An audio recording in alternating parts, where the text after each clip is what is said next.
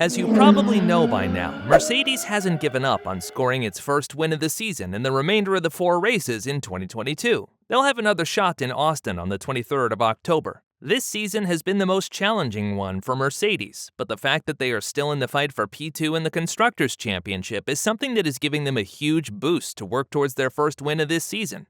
Although completely unexpected, Mercedes is planning on implementing a new upgrade to finally be able to close the gap with Ferrari. But what type of upgrade is Mercedes introducing? Is there a genuine chance behind the desperate hope that they'll win their first race? And what other factors could help them in scoring their first win? Let's find out. It goes without saying that Mercedes' biggest issue in 2022 was the porpoising phenomenon. The aerodynamic phenomenon of bouncing made the W13 an impossible car to drive for mainly Hamilton. The porpoising is why the Austrian team struggled a lot at the beginning of the season. Jeddah, where Hamilton exited in Q1 and barely finished in the points, and Imola, where Hamilton wasn't able to pass Gasly, saw an all-time low in Hamilton's performance. Although the Brackley-based team managed to upgrade their car and overcome most of their problems and time loss, they lost a significant amount of points in Singapore and Japan to Ferrari. They are currently 67 points behind the Italian team with just 4 races to go. The big turnaround came at Silverstone when Mercedes introduced an upgrade to their suspension, floor, and rear wing. But although the team managed to improve their car, they still see their worst season since 2012.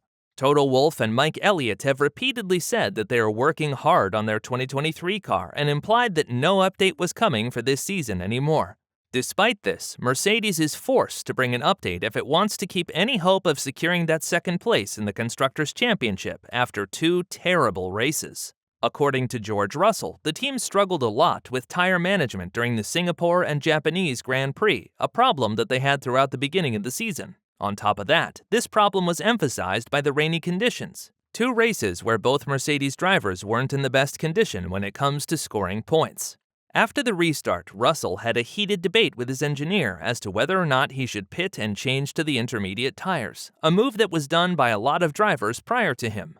Eventually, Mercedes let Hamilton and Russell come in at the same time and double-stack the cars. The double stack wasn't executed well, and it cost Russell multiple places on the grid. As soon as Russell came out of the pits, he was heard saying, "That was the worst decision we made," on the radio.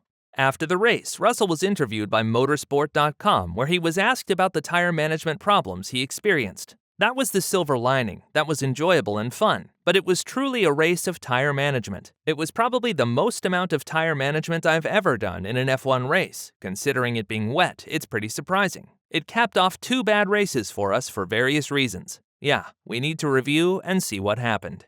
Hamilton also spoke about the Suzuka GP, saying that the battle with Ocon for P4 was the most interesting part of the race because pretty much that's what the Briton was doing throughout the entirety of the race.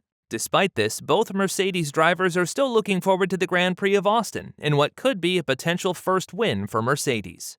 The director of trackside engineering, Andrew Shovlin, says that Mercedes is going to bring the final upgrade package for the W13 in Austin. The German team is determined to add a final aerodynamic performance update to the car, as the Mercedes cars are known for their lack of aerodynamic performance. Improving the aerodynamics can gain them a huge time advantage. But what exactly does the upgrade include? It's our final step of aero development, and that will hopefully give us a bit more performance. But importantly, with every step, we are learning more and more, and that learning we can carry into next year. Also, we have taken some weight out of components that will hopefully get the car closer to the weight limit. However, Andrew does stay realistic when it comes to the expectation and the performance of the W13 in the USA, saying that they cannot predict where the car will finish based on this upgrade package only. It is very difficult for us to predict where we are going to be. In Singapore, Lewis was awfully close to pole position, yet in Suzuka, both cars had a big gap to the front. Now, our race pace has been reasonably strong. If we can make a step, hopefully, we can get into the fight with the Ferraris and the Red Bulls, but qualifying for us is the really difficult one to predict at the moment.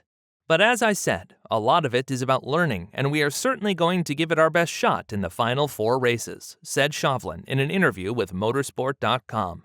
So what are the external factors that could help Mercedes in scoring their first win of the season? It seems like Red Bull and Ferrari drivers are going to take new engines in Austin due to the nature of the track and try to make up for lost places from the back of the grid. Austin is a circuit that provides lots of overtaking opportunities, so Verstappen will likely quickly find his way to the front of the field, as he has proven being capable of multiple times this year. The Mercedes drivers are the ones who have the freshest engines, along with Sainz, who could be the only ones spared from the back of the grid. But there is a high chance that Red Bull and Ferrari would want to finish the last 4 races with brand new engines and therefore secure good points if they are able to climb the grid in Austin. This would offer Mercedes the biggest chance of winning a race this year, but would they be able to keep the top spots if they secure them in the first place? That question has to be answered on the race day, and according to Chauvelin, the Circuit of the Americas isn't a track that's going to be easy on them. It's a tricky circuit, and it was a tricky circuit for us last year. It was very bumpy. There was a lot of overheating as well from the tires, and we weren't performing as well as Red Bull were on the softer tires.